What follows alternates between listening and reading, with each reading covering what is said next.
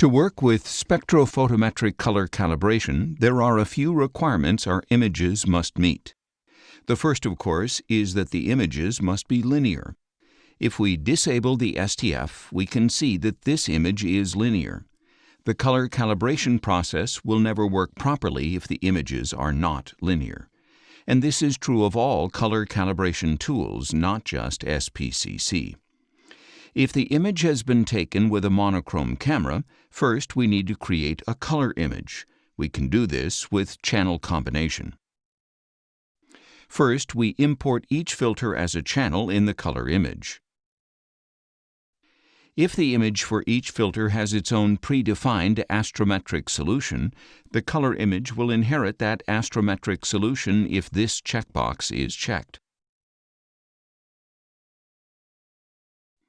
Now we apply globally and create the new color image. Let's press Ctrl-A to view the image. In version 1.8.9-1, PixInsight moved the astrometric solution to the pre-processing stage because it can be easily automated there.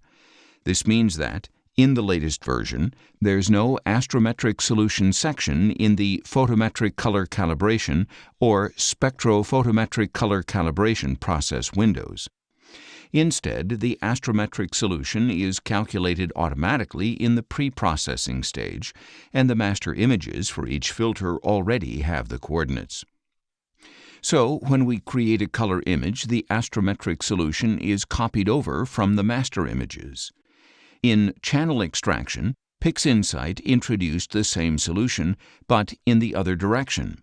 If we separate the channels of a color image, the three resulting images will have their own astrometric solution.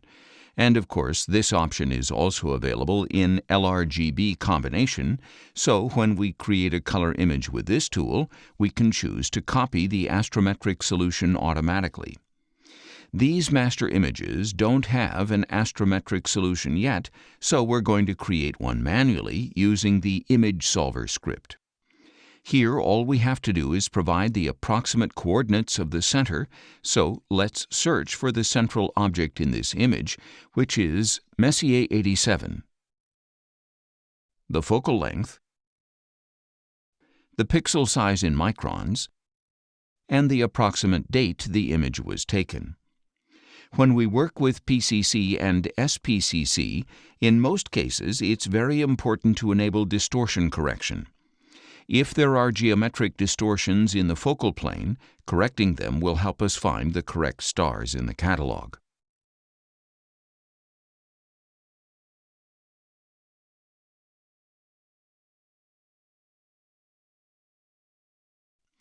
Now that we have the astrometric solution, if we look at the readout, we can see the equatorial coordinates of every pixel.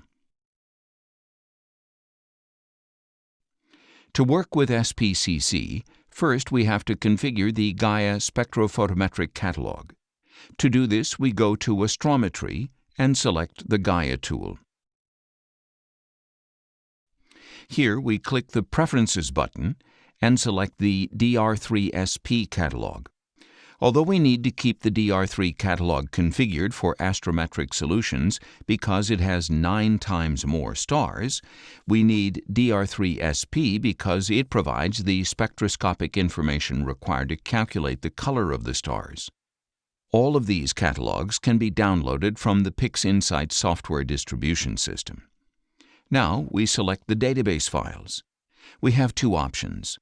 The first is to download the small catalog, which has a database of around 30 million stars and works well with images taken with telescopes with a focal length up to 500 or 700 millimeters.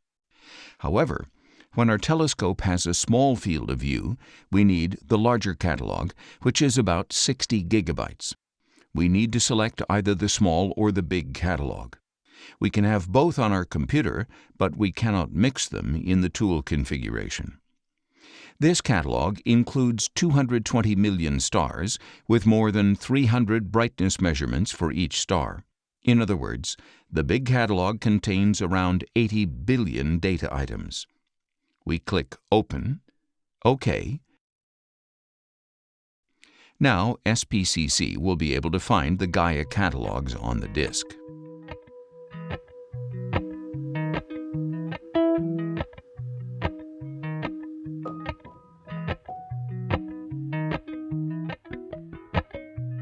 Appalachian sunrise meets my skin. Even with my eyes still closed, I can feel it coming in. Golden, golden, I'll follow only golden, golden, golden, golden things.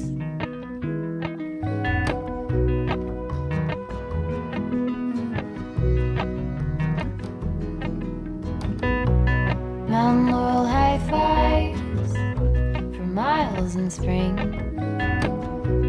Rainbow trout and a hummingbird wing. Golden, I'll follow.